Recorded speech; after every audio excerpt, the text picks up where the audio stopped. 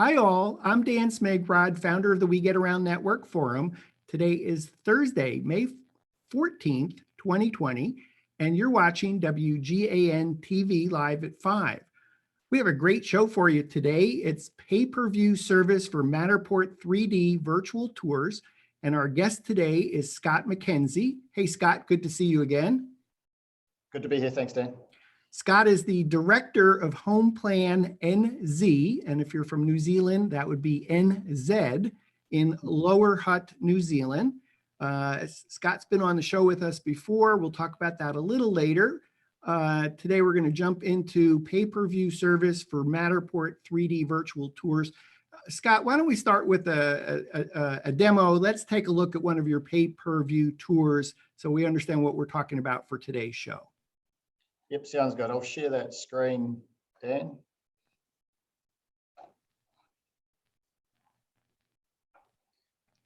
There we go. Have you got that screen up? Good. Yep.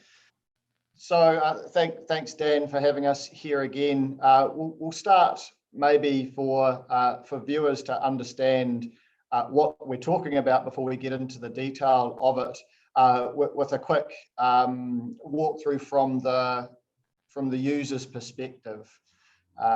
So the screen that we're showing at the moment, it's a relatively straightforward marketing screen, really. So imagine this was a customer's website, be it a museum, exhibition, whatever it happens to be. And it's a page that they would implement to sort of present that there is an online experience that can be accessed from here. The example that we're using here is the Old Jail Museum. Now that's a heritage building we have here in Lower Hutt, and it's set up to give a bit of insight into the law and order as it was practiced in New Zealand 100 years ago. From the user perspective, they want to know what this is all about. So there's a couple of things on this page. One being the ability to have a free preview of the tour, which I will take you into shortly. And then there's the ability to actually go ahead, purchase a ticket and start the complete virtual tour. Now, as pay-per-view on virtual tours is a relatively new concept, in fact, as far as we're aware, we're the first to put this together. It's useful to describe to the potential audience what they're going to get. So in this case, we have just a couple of screenshots of the venue and what they will see once they go in there. We talk a little about as to who the host of this venue is. And in this case, it's a charitable society, and they're going to use the funds raised from this pay-per-view to help them support their heritage buildings. Then just jumping down, you can see here, we just described to the user what's included in the tour. So we give them a bit of a guidance as to how long we think it would take the average visitor to explore. In this case, this is about a 10 to 20 minute tour. That's how long we would expect someone to have a look around and experience all the items or experiences within. Then on top, we say, even though it only will take you 10 to 20 minutes, when you buy a ticket, it grants user access for up to 90 minutes. So you've got time to step away, grab a cup of coffee, come back in if you need to. It tells you once you buy your ticket, you need to activate it within 24 hours of purchase, and it gives you how you're able to pay for this online, and of course what the entry fee is. So again, this isn't in our pay-per-view system. This is just a simple mock-up of a page that a host would put up to promote that a tour exists. Do you want me to jump into that now, Dan? Yeah, maybe we could take a look at that free preview. Okay. Now, people are used to virtual tours being used as a gateway through to a value proposition. I know that sounds very technical. If you're wanting to sell a house, then the payback is the sale of the house. The virtual tour is the way you make it happen. This is a slightly different mindset in that the value we're trying to derive is the experience of the virtual tour itself. So it's a good idea to put a free preview up, which gives you the ability for them to get a bit of a taste of what they're paying for. So here we are. Now I am going to stop talking just briefly because there is narration in this particular tour. Welcome to this preview of the Petonio Old Jail 3D virtual tour. The entry to the jail is around the right of the main building. So what we're currently looking at is a Matterport 3D tour with MP Embed as an overlay on it. It has all the standard functions here. It is just, at this stage, we're not within pay-per-view. We're just showing what is going to be in the pay-per-view. You can do all the normal things you can do in a virtual tour in terms of zooming and walking around and the like. In this case, for this tour, we use MP Embed's description features and narration features. In 1840, Petone became the first European settlement in New Zealand. So I'm just going to skip ahead here and jump down towards the particular tour. Built in 1908, in 1993, a new police station was opened in Jackson Street. In 1990, please select the link on the tag in front of you to purchase your ticket. And then explore the Petonio Old Jail Museum. Thank you, my dear. We've skipped through the first part of the experience there just to show people how this particular virtual tour is constructed. The tour itself is through this particular door. You'll notice I can't go in. I've gone as far as I can. And I have the ability here to click on a tag, which will take us through to purchase the ticket and begin the actual virtual tour. So this type of preview is a good way of outlining to a potential paying customer what they're going to get before they actually enter into that tour. Dan, I'm likely to go very quickly because I know this stuff very well. Do you have any questions before I jump ahead further? I'm kind of torn between whether we should click on the Matter tag in order to activate or go back to the landing page. How about we go back to the landing page and look at that, and we'll presume that that button would do the same thing. Absolutely correct. And Scott, in terms of that Matterport 3D tour preview, are there two different tours that are provided to you? One is exactly what we saw, could not walk past the front door, and then the full tour that's provided for the pay-per-view. So everything you see on this first page is advice and developments that either the host can do or the 3D technician, the person who's produced and scanned, can provide for them. Yes, the preview is a separate tour. It's basically, we encourage the 3D technician to take two versions of the tour and then process them differently to restrict its access. We don't need to have that within our pay-per-view system because we haven't actually got to our pay-per-view system yet. We're just articulating maybe a few of the techniques we would suggest that people use to help market and gain the paying customer. Okay, sounds great. I'm ready to pay-per-view.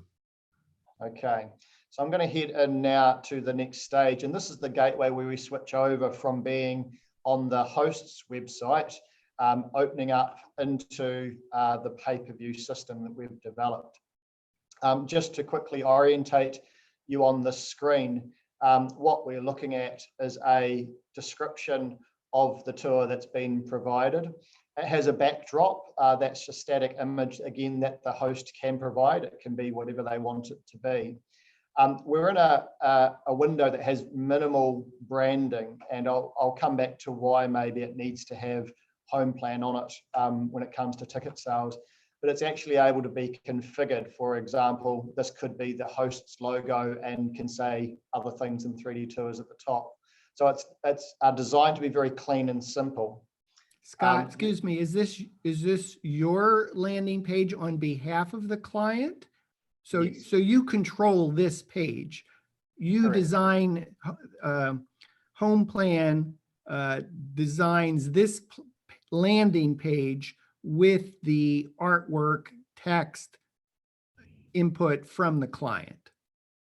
Correct. So we spend a bit of time with the client understanding what the experience is, how long it would take, and how best to present it. And this is a standard format page that is really the gateway into the pay-per-view engine that we've built. So it can, under with some customization, we'll come back to that later. As I mentioned at the top, it could have the client's logo at the top, so it very much looks like it's part of their site. But this is the point we've changed over, and you'll note that we're actually on a home plan site up in the URL now. Okay. Other little features we have added in here, there is some user tips there provided, the terms and conditions of use, and a way if there are any issues when they're playing with the tour, they can have a look at known issues.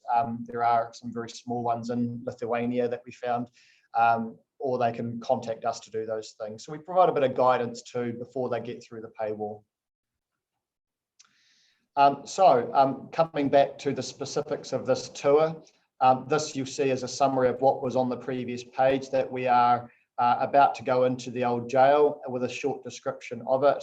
The tour time is 10 to 20 minutes, but the ticket lasts for 90 minutes and must be used in 24 hours.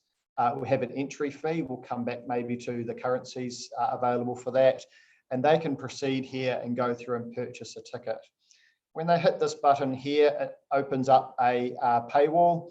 So this is, as you see, a standard. People will be used to seeing the credit card type options where they enter their details, they enter their credit card details and click purchase. And when they go through that process, they'll receive a electronic receipt. It'll be emailed to them. They'll immediately receive a ticket code that will be in their email, but also come straight back into this interface so they can use it to start the tour.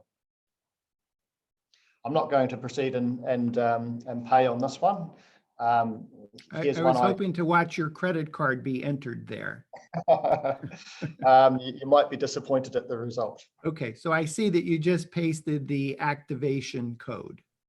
Correct. So had they proceeded and made the payment, they would have been returned to the screen and their code would have been automatically entered there, ready to go. And you'll notice it's done a quick check of that code and told us it's okay. And it's given us a bit of a reminder that once you start activating your tour, you can use it for 90 minutes from that point in time. So would you like me to go ahead now and start the tour, Dan? Okay.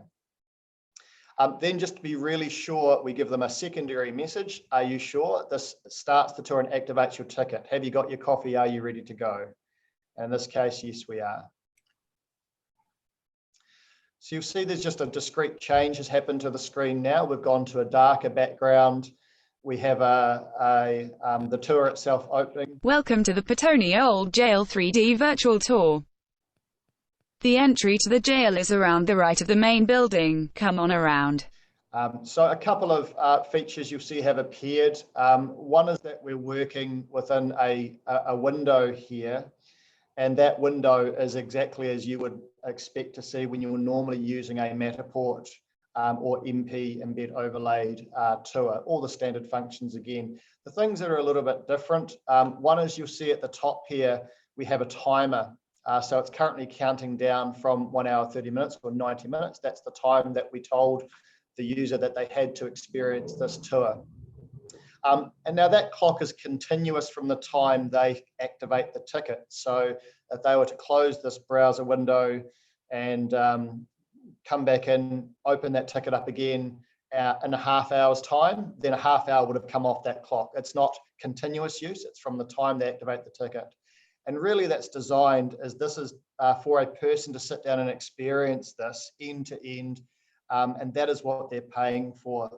Having the ability to come back tomorrow or 3 days later would necessitate another ticket, just like if you were visiting in person.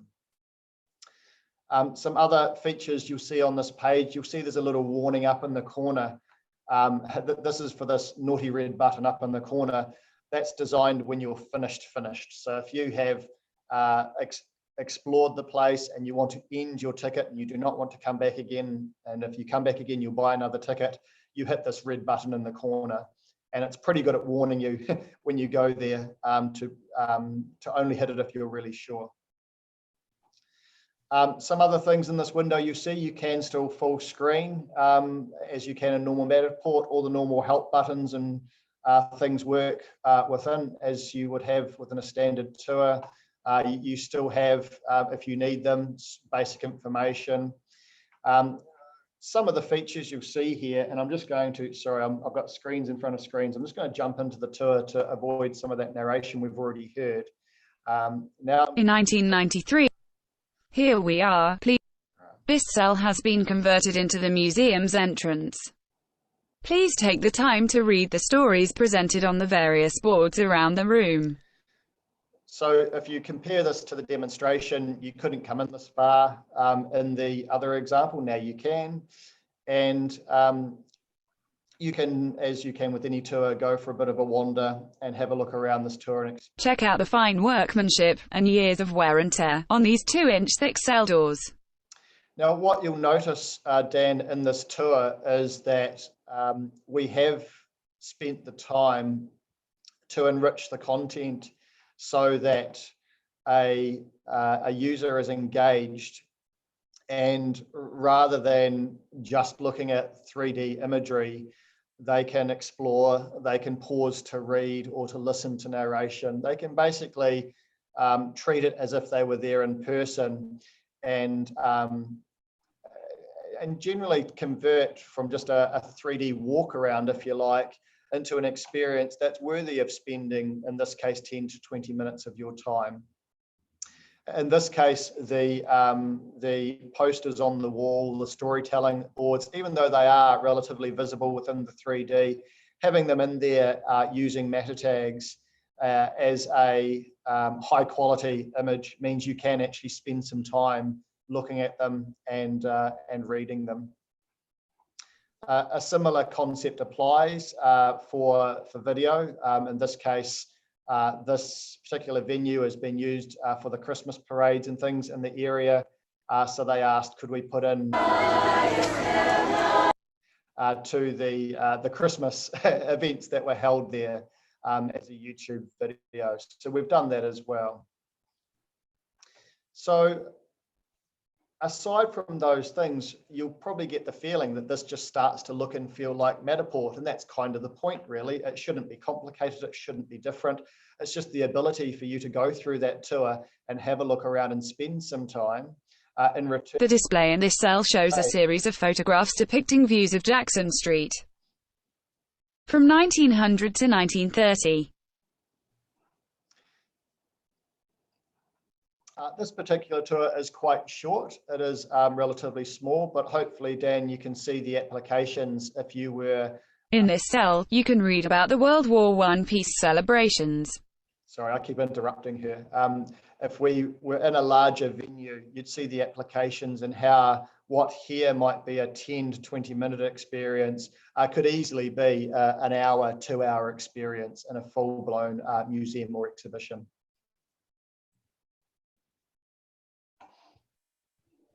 So this is great. We've seen examples of matter tags, and then with using MP Embed, a overlay for Matterport Showcase, the ability to add narration that's activated as you step on that puck, that Correct. scan. Yes, as a starting point,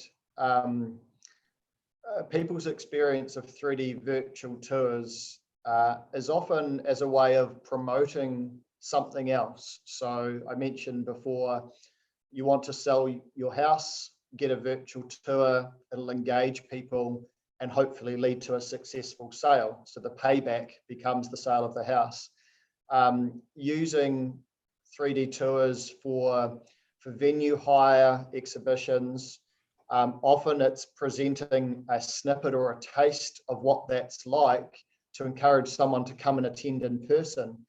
And the payback comes when they attend in person and pay a hireage fee or a rental fee or eat at that restaurant. This is a different mindset. This is where the virtual experience is the payback. It's what the person is paying to do and see. So do you have some categories that you think are best use cases for pay-per-view? Yeah, sure. I think the strongest use case, or there's probably two side by side. Number one is museums.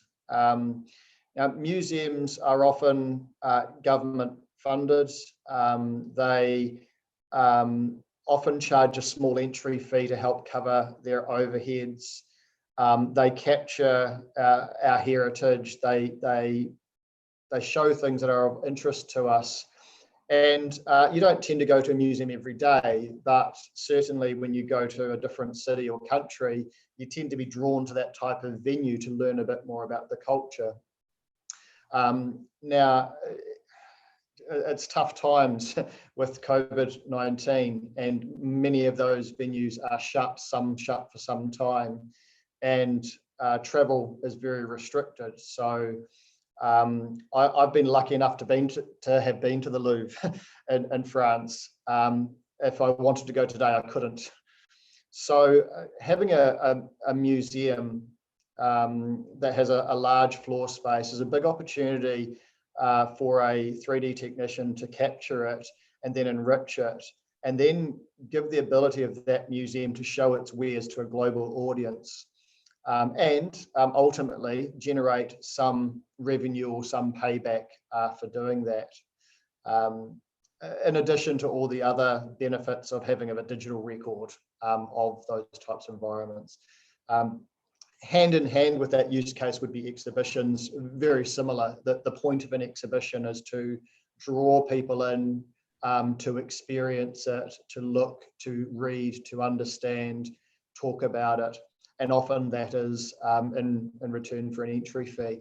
Very hard to do in a COVID-19 world. So again, having an exhibition prepared and having it presented digitally in return for a small fee is a way for them to gain that payback that they desperately need.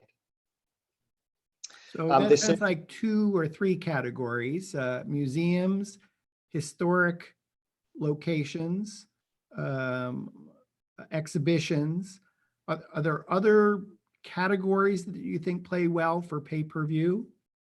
Well, certainly any tourist destination that's able to be converted, as long as it can be enriched so that someone wants to spend some time in there digitally or virtually, it's worth doing. I'll jump to quite a separate use case, which is charity fundraising. And that may be a virtual walkthrough where, and I don't mean this in any negative light, but it might not be a big museum or a big exhibition. It might just be a house that's been kitted out with a whole lot of Christmas surprises in it. And it's to raise funds for the local orphanage or cancer society or something of the like. That's another great use for pay-per-view, in that you can encourage the supporters of that cause to come online, and rather than just make a donation, they get something in return for that. You know, I would say in the United States, my impression is tour of homes to benefit charity is really a big category. There are a number of Matterport service providers that have talked about scanning homes for that purpose. I think interestingly, sometimes, and this happens with museums and exhibitions as well, there's some pushback of, oh, we don't want to show the museum or the historic site or the exhibition because we want people to come in person. So we don't want them to experience our space for free. We want them to come to our space. So I think you've actually solved 2 or 3 puzzles. The first is now that objection goes away because you have a way to charge for the viewing of the Matterport tour. Second, I think that HomePlan has enabled, I mean, I think about, well, you and I have been lucky enough to go to the Louvre in Paris, but there are a lot of people that either aren't in driving distance of the Louvre or they can't afford to travel, yet they want to go see that museum. And so I think the HomePlan pay-per-view service actually enables the museum, the historic site, the home tour, to go beyond driving distance beyond flying distance to be able to attract a larger audience and maybe have virtual admissions and both probably carry out the vision and mission of the nonprofit while at the same time generating revenue. And I know you've mentioned COVID-19. I suspect that that really this pay-per-view solution will continue well beyond COVID-19. I'm certainly thinking of, those home shows, the tour of homes in the United States as an example of, wow, what a great compliment that now the nonprofit has two ways to have people tour the homes. So if you can't tour in person, you can still tour. Yeah, absolutely. Our view coming into this, we launched the idea of a pay-per-view last year and got it into our strategic planning. We accelerated when the pandemic came along.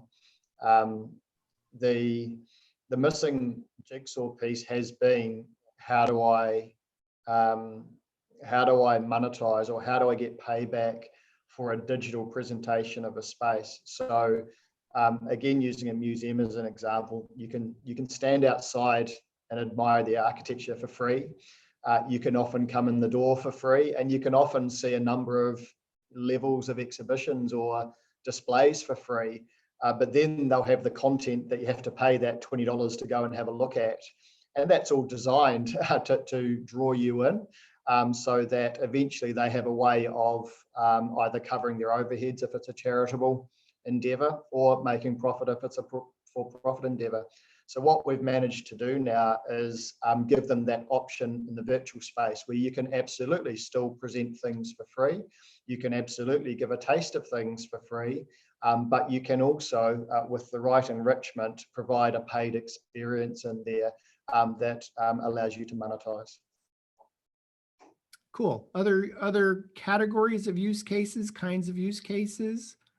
Charity, nonprofit, that kind of transcends all kinds of spaces. Anything else that resonates for pay-per-view? Tourism is another crossover spot. It's a bit similar to museums and the like. We have, just by example, we have venues here in New Zealand that were specifically targeted for the foreign visitors, the tourists, to see when they visited New Zealand. The ability to re-enable those, given that our borders remain closed in the meantime. And beyond that, I'm sure that travel will be restricted for a number of years to come. But yeah, exhibitions, museums, tourist destinations, charitable causes, and in the future, remembering that what sits behind all this is a layer of security so that your tour is safe and people can't sort of copy it and freely distribute it. That in itself will open it up to other applications in the future, I think. Mm-hmm. I guess I'm thinking, I've shot a museum in Atlanta. I've shot a historic location in Athens, Georgia. I think it's interesting because it says, oh, maybe there's another use case to be able to go back to a client and say, you didn't want to have us do the entire museum before because you were concerned about that no one would visit. So I think I would spark that in Matterport service providers watching our show today to say, hey, what clients have you already shot that this might inspire an opportunity to go back and have a different kind of conversation? Yeah, and there's a couple of categories within that, isn't there, Dan? One is they may have had a tour done to give a taste, and now might be an opportunity to turn that taste into the whole meal, go back and shoot the whole location. The second is even on an existing walkthrough to enrich it, rather than it being just a piece of digital interest. Some go, oh yeah, here's that place around the corner, I'll go for a quick walk. Oh, that was fun. And then move on with their day. as we've done in the old jail example, create content that engages them, take them on a bit of a journey, tell them a story, allow them to click on things, allow them to read additional content, see photos, but all those enrichments, things that can be done within a Matterport tour. And what it will do is change a casual visitor who might have spent 2, 3, 4 minutes out of curiosity looking at it to someone who spends a good half hour exploring that place and coming away thinking, wow, that was a really worthwhile half hour. I learned a lot in that time. So that presents an opportunity for those who are creating the tours because someone has to do that work. I'm going to come back later and ask you a question that sparks on a different topic, but I noticed when we walked through the old jail museum in Petone, New Zealand, that there were a lot of matter tags with a lot, thinking as a Matterport service provider, knowing how labor intensive it is, now thinking about a much bigger space, a museum that may have hundreds of paintings, my heart's a little bit frightened about managing all that data.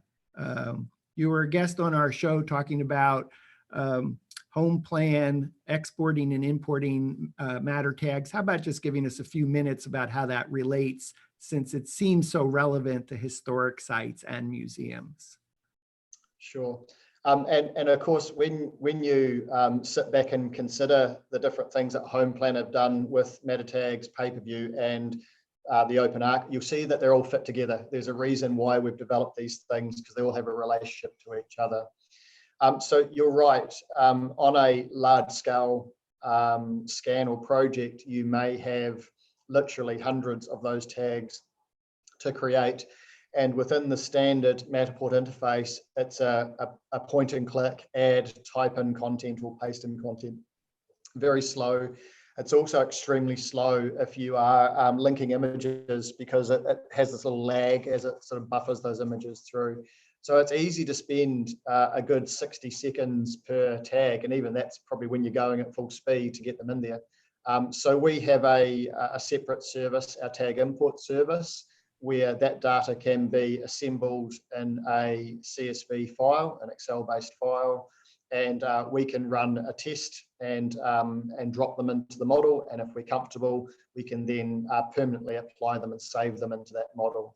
And that it averages, if you just add up all the time it takes to prepare, it drops you down to about 15 seconds per tag rather than 60 seconds per tag. So quite a time saving. So this is thank you, Scott. This is the HomePlan service for importing and exporting Matterport matter tags. Scott and I did an entire show on this topic.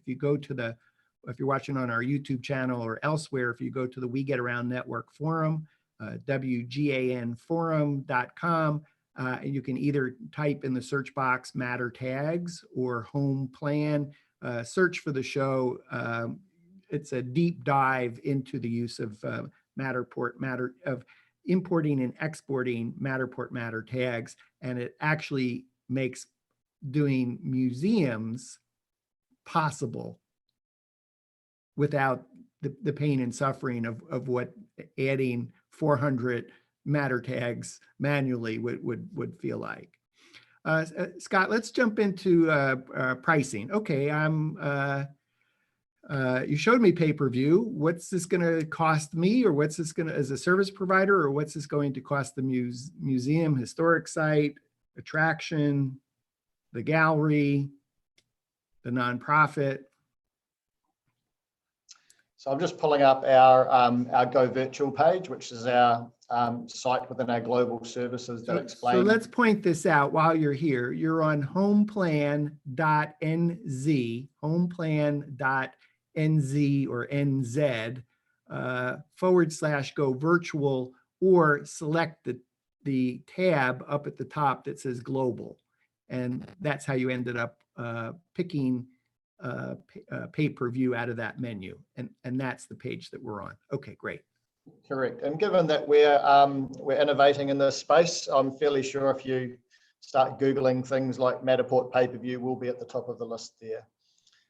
So this particular, today's Thursday, May 14th, 2020. Scott, as far as I know, HomePlan is the only pay-per-view solution for Matterport 3D tours. So to your point, Google pay-per-view Matterport, you're going to end up on the HomePlan page.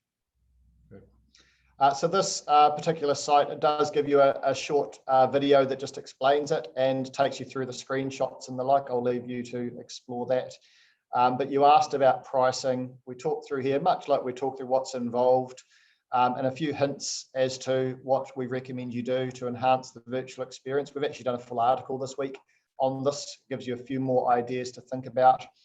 And as we come down into pricing, I guess the first comment before we talk about the service pricing is the question of how much should I charge? So it's completely up to the host, the person who's engaging us, to decide the entry fee and what the payback is. It's going to take a bit of trial and error, I think, to get that math right. But ultimately, the richer the experience for the visitor, the higher the value proposition for them, and that was what will determine the entry fee. What is it going to cost you? So we've got two options here. Our pricing is done per transaction. So every visitor, rather than having a monthly subscription fee or a setup fee, all that is free setup. But as the visitors come through, we deduct a fee off the entry each time. And there's a good reason for that. Our fee, in fact, a very high percentage of our fee is actually the Stripe payment fees that get incurred anytime you use a credit card online. And it's the best way to structure this so that if you don't have many visitors, you don't pay much at all. And if you get a number of visitors, then of course we get the payback for our service, and you're getting the remainder of that entry fee. So using a very simple example, if you were to charge a $10 entry fee or just under $1.99, we would be deducting our transaction fee from that, and you get in the region of $8 or just under as a net proceeds from that particular visitor. This is the standard version of the service. So there is also a premium version. Excuse me, Scott, if you could stay on the service pricing for standard, pay-per-view standard, and the print may be a little bit small for those watching on a smartphone. Maybe you could go through what those bullet points are. Sure, that might help a little bit. So under our standard service there, I've just noticed I need to correct one of the fees there. We'll focus up here. $149 plus 5%, free setup. So we'll guide you through the process to have your pay-per-view go online. It can actually be done relatively quickly. It's more about the advice that goes with it to make sure you get the maximum bang for your buck. If the tour is not popular, then no fees are incurred. Under this option, we do a monthly payout into the host's Stripe account of the net proceeds. And of course, as mentioned, this fee covers the Stripe transaction fees that are incurred on the transaction. We do, however, require that for a pay-per-view for us to host it long-term, it needs to have visitors. It can't sit there with no visitors. So a minimum of 5 paying visitors per month to continue to be viable. We just monitor that and just start talking about it if it's not hitting those numbers. Okay, and so what do I get for premium? So under premium, you get the same setup as the standard. We also, within that, offer to host the 3D tour, so it sits on our account, so there isn't any hosting fee associated with it. And we move up to a weekly payment cycle. So this is designed for the higher throughput type tours. The other advantage under premium, I mentioned before at the top of the pay-per-view, there's a HomePlan logo. We can actually change that to being the host's logo. So it's not quite white label, but it's very close to being white label branded for it. And it's just a slightly higher requirement, 10 paying visitors per month to make it viable, again, because then we need to cover the hosting costs of that tour. Great. While we're on this page, how about sliding up and let's talk about the summary of the best practices. what are home plan NZ recommendations for the best virtual tour pay-per-view experience? So just running through these bullet points that are on the screen at the moment. And by the way, these are things that we can do, but we actually encourage the 3D technician who's working directly with the host to do them, because that's, we're here to help build your business, create some work for post-production, we call it, once the scan has been captured. So first is to remove all the distractions and focus on what the visitor's in for. It's not about having the most scan points. It's not about allowing them to go into the laundry or into the toilets. It's about what does a visitor want to experience here. So you don't want the visitor to be confused. You want them to take a logical sequence through a particular place. Unless, of course, the whole purpose of the walkthrough is for them to explore. We were delighted to have a 6-story abandoned castle. That was the Lithuanian example I mentioned, which was brilliant just to explore and go around. But ultimately, only include the things in there that you think a visitor is going to want to do or see. Then on top of that, as you saw in the example we gave, enrich it. Use Matterport labels, tags, videos, images, highlight reels, all those things work within the pay-per-view. Use them to help guide them through and sort of spend a bit more time exploring. I love the quality of Matterport 3D scanning. However, if it is a scan of a placard or a poster, it's actually a bit grainy to read. It's not designed for that purpose. Much better to let them click on a button and get the clear text or a clear image of that stuff. And that runs on to the next point, ensure it's visible. And I think what we'll see through the service is current walkthroughs that may have not many tags will now have 100 tags of them as people adopt this type of practice. Get the stuff that they want to see and make sure it's visible. I'm a great supporter of Chris Hickman and MP Embed. We use it a lot, not just in exhibitions and museums. We use it in lots of operational cases because you can do so much with it on top of standard Matterport. And you saw some of the features there that are, to me, they're almost mandatory. We've got other tours that run background music while you're going all the way through. You saw there about the position activated narration and additional comments. It's just absolutely brilliant. And plus, with MP Embed, you can do things like change color settings, shot by shot. Allows you just to fine tune. And I'll point out that We Get Around has done, WGAN TV has done a show with MP Embed developer Chris Hickman. So again, you can find that in the We Get Around Network forum. Just do the search box, MP Embed without that slash, MP Embed, yeah, I think that would be great in the search box. Read more about MP Embed.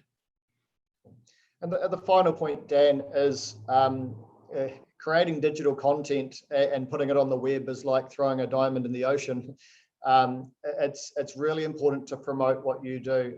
Don't expect to create a pay-per-view virtual tour and publish it once on Facebook and everyone will flock to it.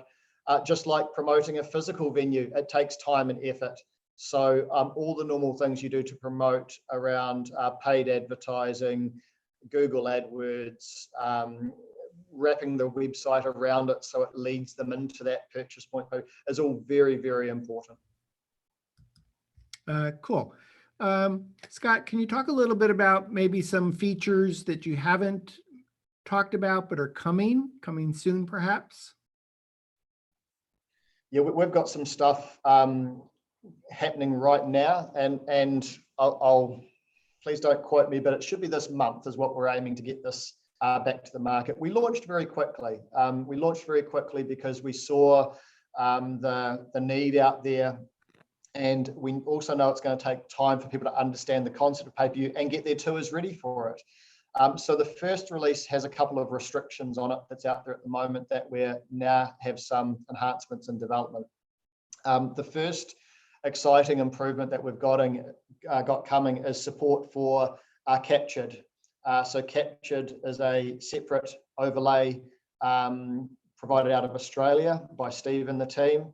So this is CAPTUR 3D. And again, you can read all about Captured in the We Get Around Network forum. And I also had Steve Kunis, one of the co-founders, on the show for an entire week talking about all the features of Captured, because it really is a Swiss Army knife content management system, amazing solution. Yeah.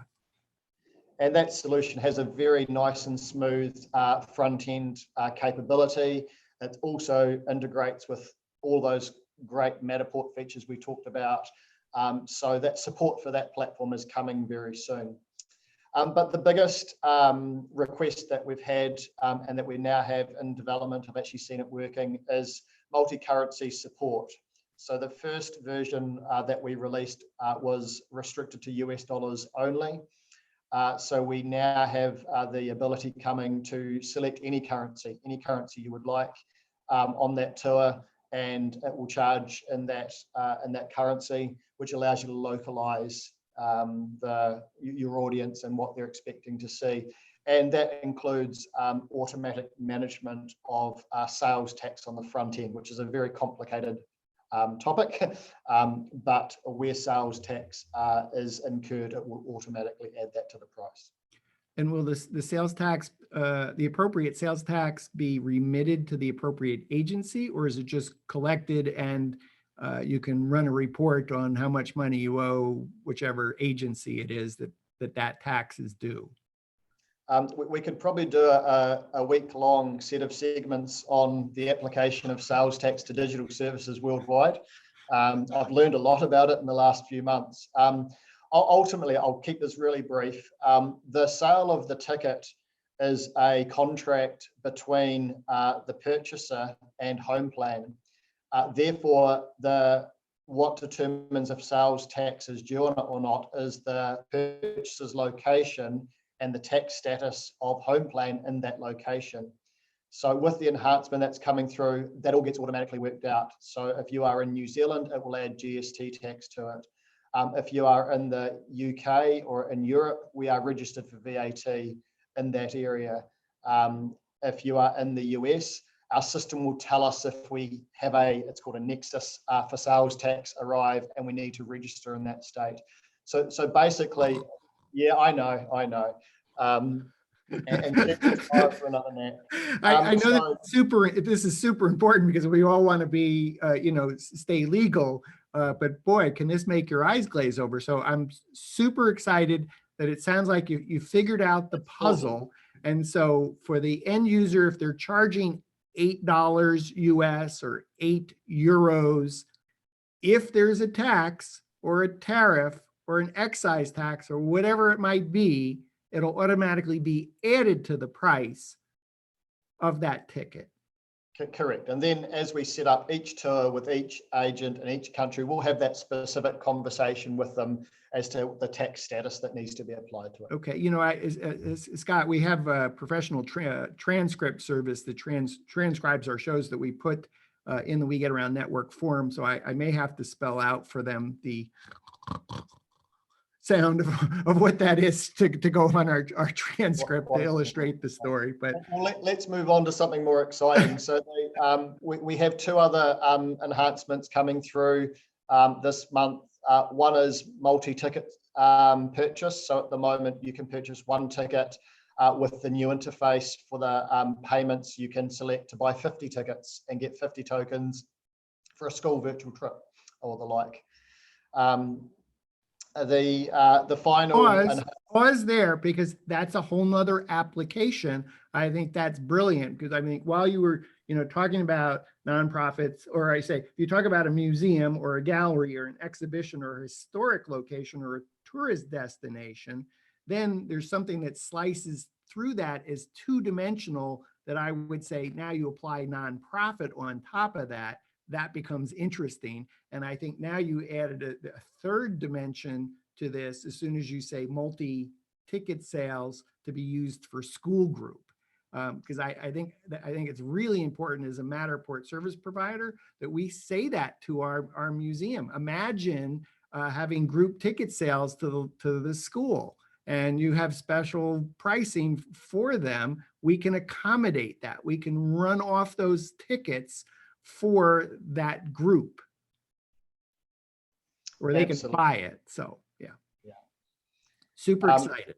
Yeah, that's a big one. And it was between multi-currency support and multi-ticket, that was our primary feedback from those who were involved in the beta testing and in the early stages. So that we listened, and it's on its way.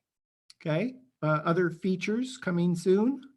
Oh, we've got one other which is being included, and this might sound like a small thing for now, but it also opens up additional applications. And it sounds a little bit funny. We're including the ability to have a free pay-per-view tour. Now, the application there, of course, one is just as people are signing up, we want to give them the ability to look at it without incurring the cost as set up. The system didn't do that for version 1, it does it in version 2. But if I jump back a step and it starts to lead into the sort of open archive service that we're developing, the really cool thing about the pay-per-view platform that we've delivered is that it conceals the URL of the Matterport model.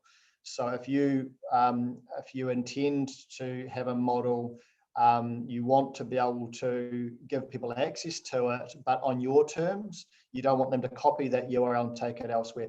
The pay-per-view platform does that. That's sort of at its heart. Now that has lots of applications in the world, doesn't it? Because the ability to restrict distribution of models is very poor at the moment. The public-private functions you have are not very exhaustive. So we are moving in a direction that may in future let us have this type of platform be used for access to restricted models, but not on a pay-per-view basis. That works for me. That sounds very exciting. Any particular top 3 use cases of that? Oh,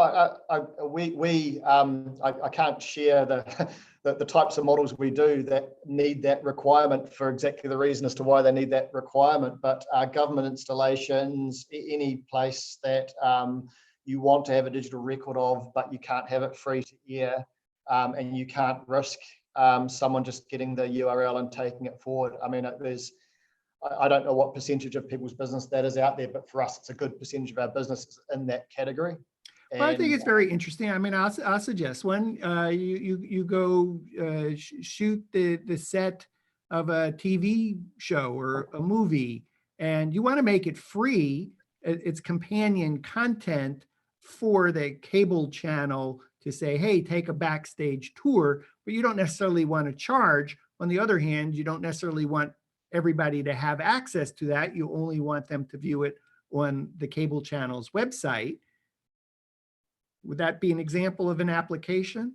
Yeah, absolutely. And so the reason we're putting that in this release is to help people on board to the pay-per-view service, but it also provides us a gateway in the future to providing a more of a sort of monthly subscription type service for other applications. So we're still thinking. Okay, cool. What else is coming? Well, that's what's in the pipeline at the moment. We're pretty keen to work with some initial adopters and help them lift those models to that experience level and get it more popular. Once it's out there more, then again, we'll just keep looking and see how else we can integrate. Okay, I think I have a wish list item for pay-per-view. It would be a gift card or e-gift card. And the way I think that might work is I've just experienced the tour. I was so excited, I wanted to share it with. And so as I exit through the gift shop, I have the opportunity to perhaps purchase, or maybe even on the landing page where we first purchased the ticket, there's a box that says gift.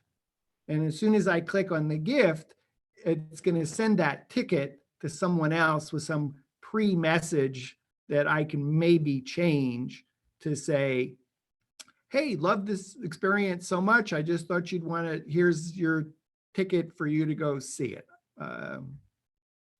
And that could be facilitated now, or the majority of what you're asking for there, through the host's website. So when a pay-per-view tour ends, when they click the big red button or it runs out of time, it redirects them back to a nominated web page on the host's website.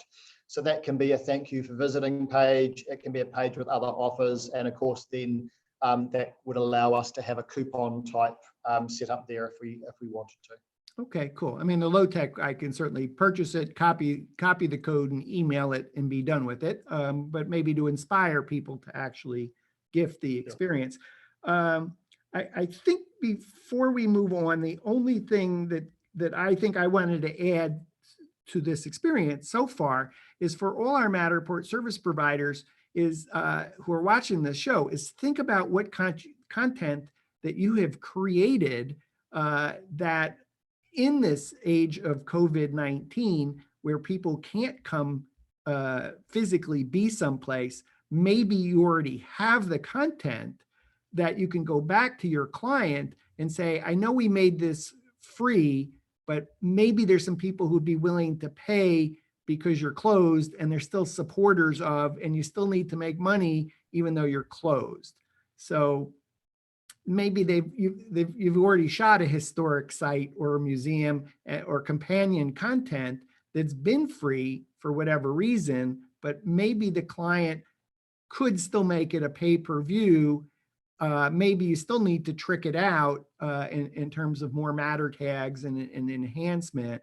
But you may already have the content and the motivation may be there that the nonprofit that you shot the space for wants to give something to people making a donation. So essentially you're selling tickets, whether they redeem the tickets and take the tour or not, you've still given them something of value to tour the space in exchange for making a donation, which is that buying the ticket, buying that token. Yeah, absolutely. Talking about Matterport service providers, or I just call them 3D technicians these days, given that there are a lot of Matterport operators who aren't service providers officially.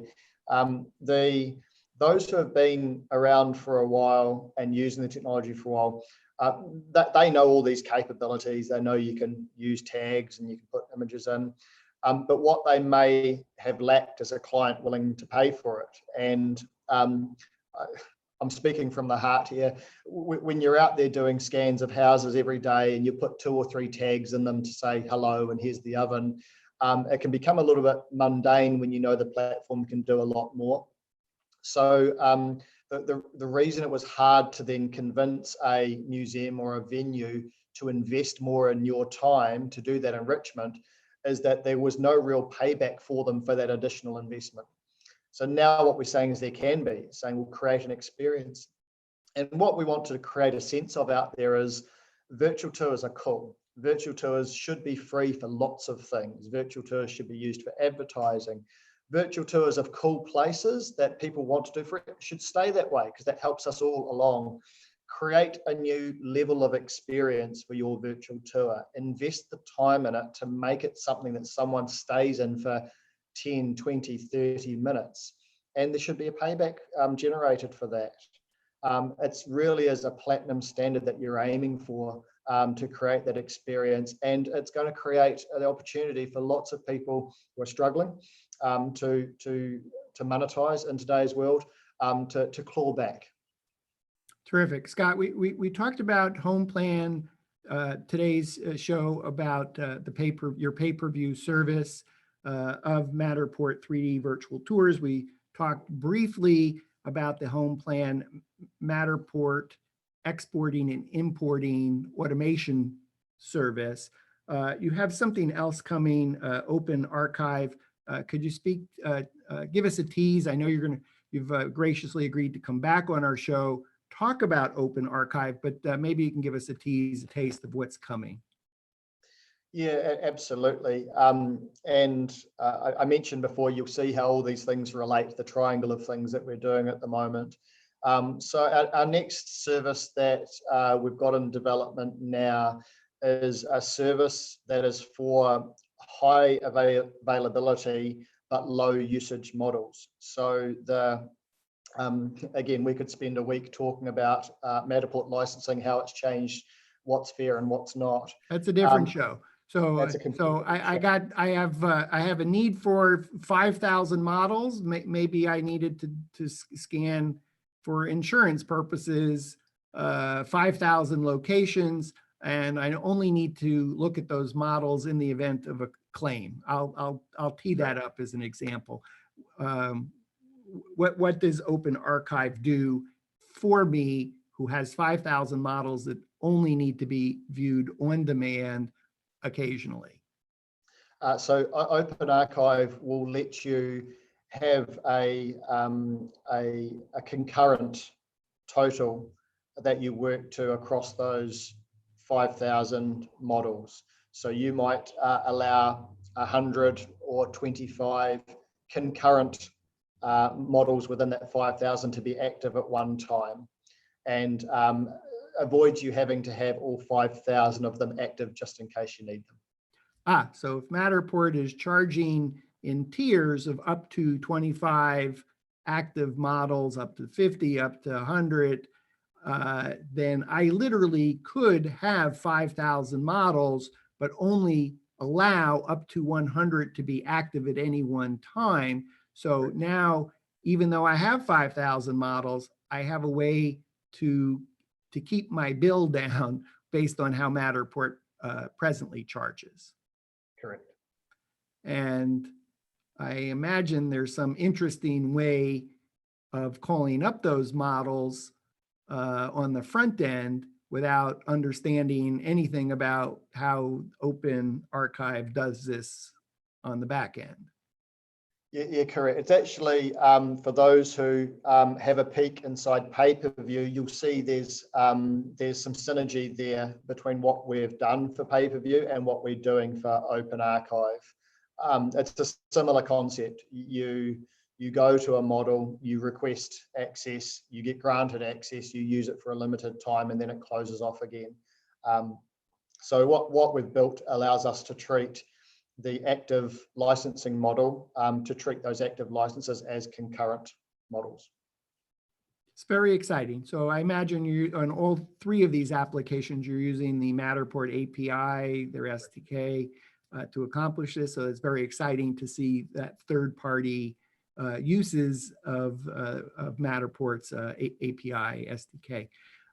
Scott, before we say bye, anything we haven't talked about that we should cover today? Anything I haven't asked you that I should have asked you? No, Dan, you're very thorough, and I always enjoy coming and talking to you because you put on lots of lenses, which is what this needs, and really encourage people to look into their local communities and see the applications that could come from this. Don't expect to grab a model you already have and people just start paying to access it. Think about the value add that you as an experienced 3D technician or Matterport service partner could be adding, and develop a proposition around it, and we'll help you through. The only area, that I don't think we've covered, Dan, is how you sign up. We do have a formal booking set of forms coming. They're not here yet. Just contact us through our website. There's a page there to do that. It is relatively straightforward to get going because all the terms and conditions are online. We'll talk you through the process as to what you can do and choosing how long your tour ticket should last for all those things, and get you underway. We could literally get you up and running within a day. Terrific. Scott, thanks again for being on the show. Absolutely. Thank you. We've been visiting with Scott McKenzie. Scott is the Director of Home Plan NZ in Lower Hutt, New Zealand.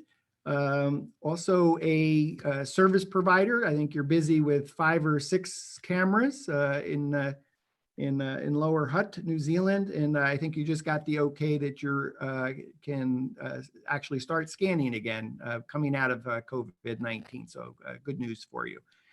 So I should say stay safe. So for Scott McKenzie, I'm Dan Smigrod, founder of the We Get Around Network Forum, and you've been watching WGAN TV Live at 5.